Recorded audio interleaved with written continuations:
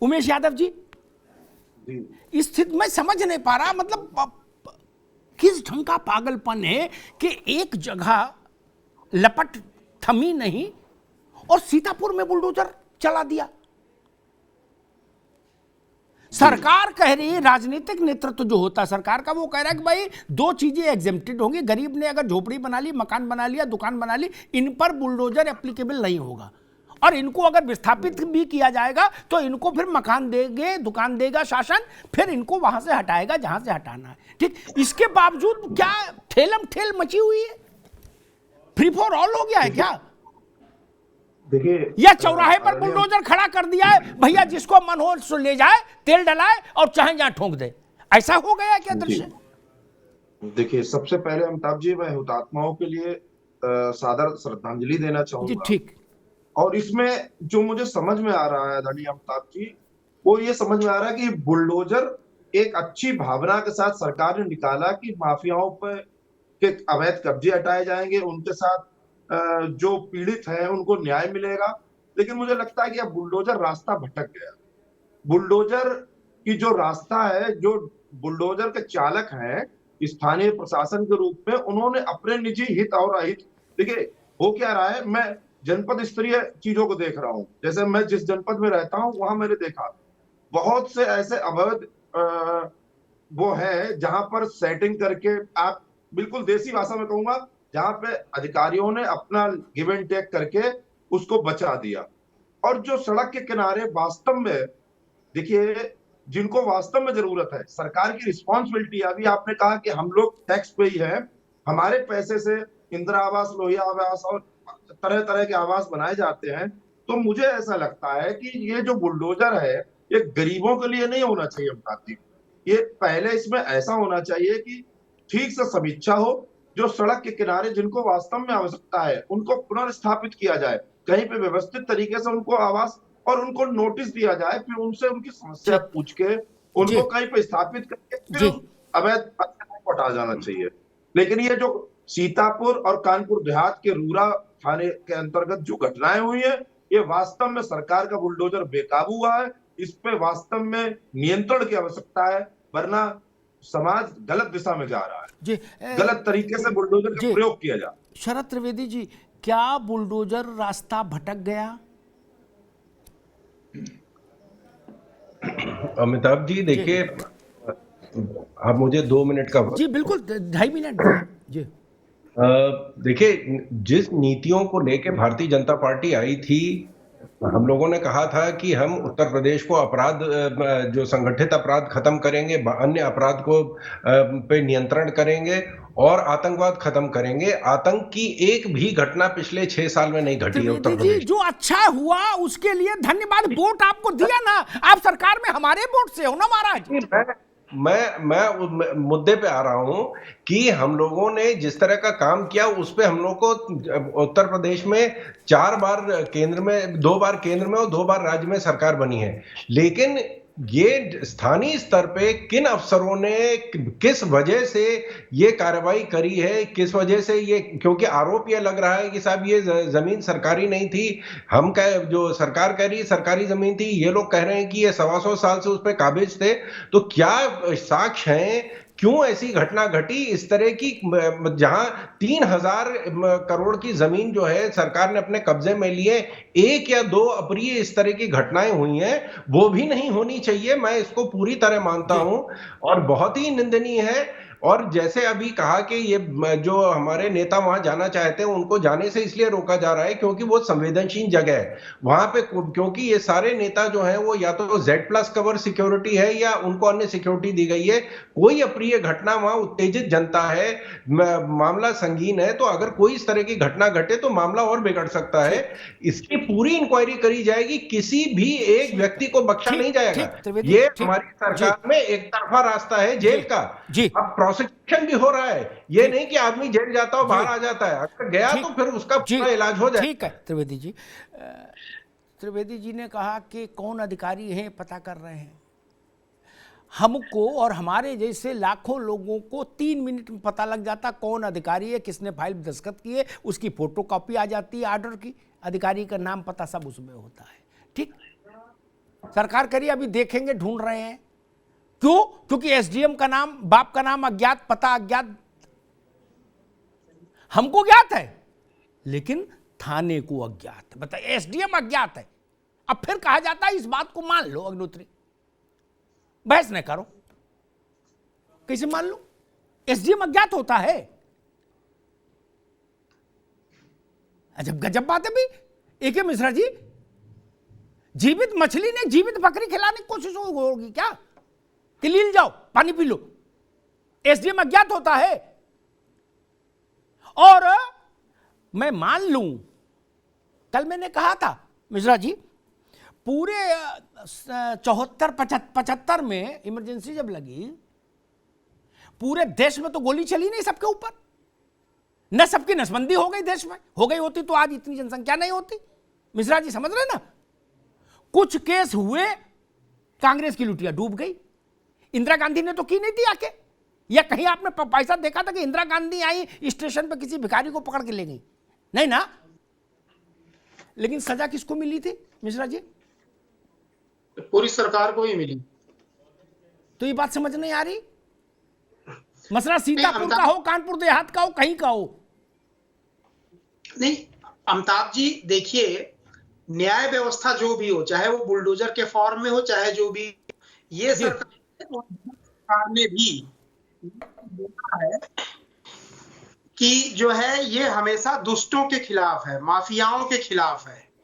तो ये चीज जो है होना चाहिए। एक गरीब आदमी कहीं अकेले अपना झोपड़ी लगा के बैठा है, उसके ऊपर शासन और प्रशासन का जो है ताकत दिखाना, और ये दिखाना कि भाई देखो ये न्याय व्यवस्था है।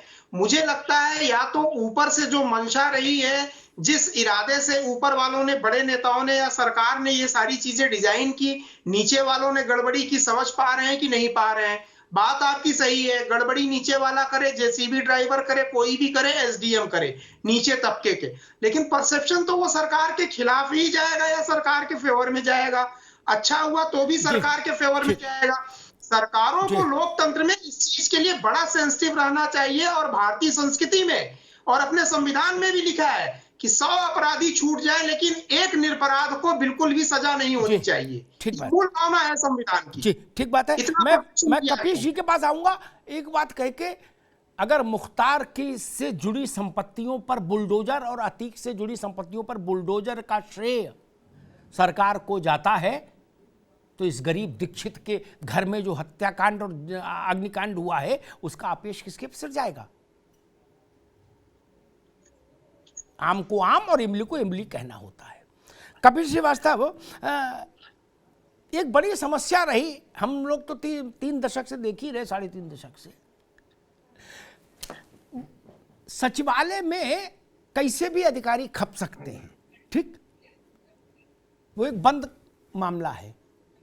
लेकिन जो पब्लिक डीलिंग में जिला में जिला कलेक्टर और कप्तान, वो अहमक नहीं होने चाहिए, मगरूर नहीं होने चाहिए, दम्भी नहीं होने चाहिए। नहीं, फिर ऐसे ऐसे लोग क्यों तैनात कर दिए जाते हैं? मैं इस बहस को थोड़ा ब्रॉडर सेंस में ले आऊं। एक कानपुर में एक एसएसपी तैनात था, कानपुर का भाग्य बड़ा खराब रहा। क्या वो एक दिन रात में खुद डंडा लेके घुस गया गणेश शंकर विद्यार्थी मेडिकल कॉलेज में, लड़कियों तक को मारा, तब मैंने उसकी खबर ली थी। क्या ऐसे अहमक लोग अगर रखने ही है सरकारों को प्रदेश में, तो वहां नहीं रखें। सचिवालय में एक ललित कला विभाग टाइप का कहीं बैठा दे, भेज दे इनको, वहां नाच गाना भी होता रहे।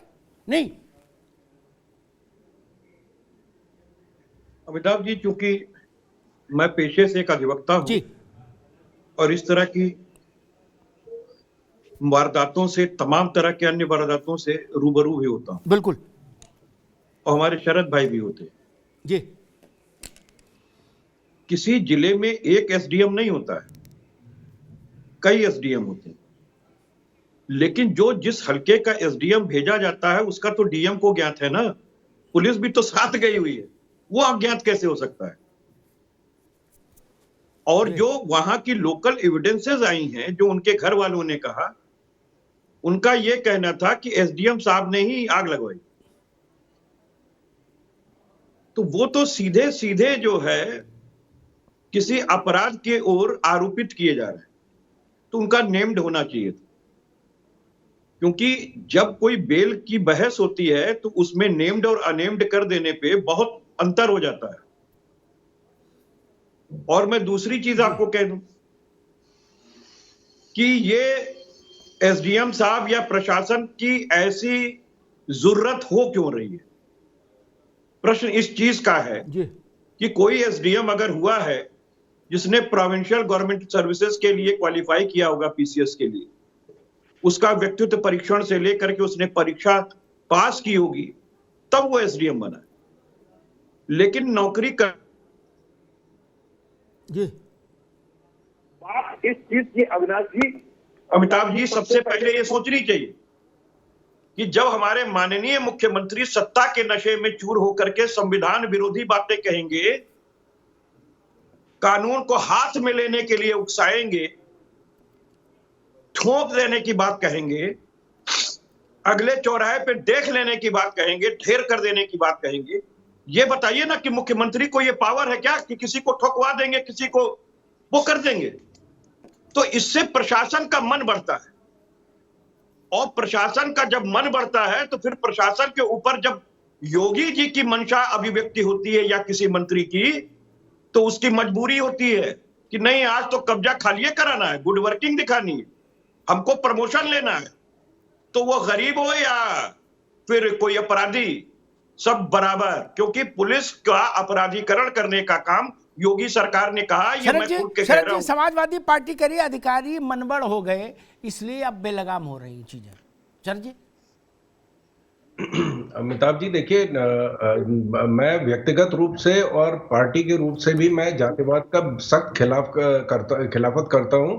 लेकिन अगर देखा जाए कि जो सपा के कार्यकाल में जो हालात हुए थे इटावा में, आप जानते हैं कि एक वाजपेयी परिवार था जिसमें लोग उनके किसी लड़के के किसी के साथ रिश्ता बनने जा रहा था एक अमुक जाति के व्यक्ति के साथ, और उसके बाद उनको मारा गया, उनको मुंह काला करके जूतों की माला पहना के उनको फाइनली जिला छोड़ के वहां से पलायन करना पड़ा। तो ये हम ये बात नहीं कर रहे।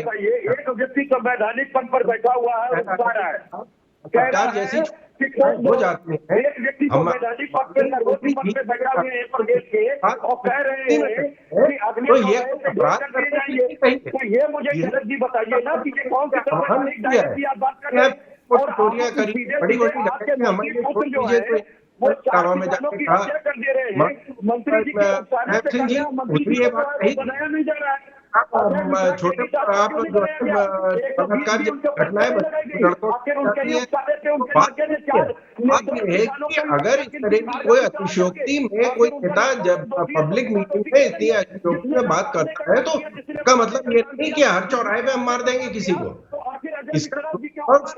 जो लोग कार्रवाई के लिए भेजे जाते हैं उनको प्रोटोकॉल होता है, उनके एसओपीज होते हैं, किस तरह कार्रवाई को अंजाम देना है वो किया जाता है।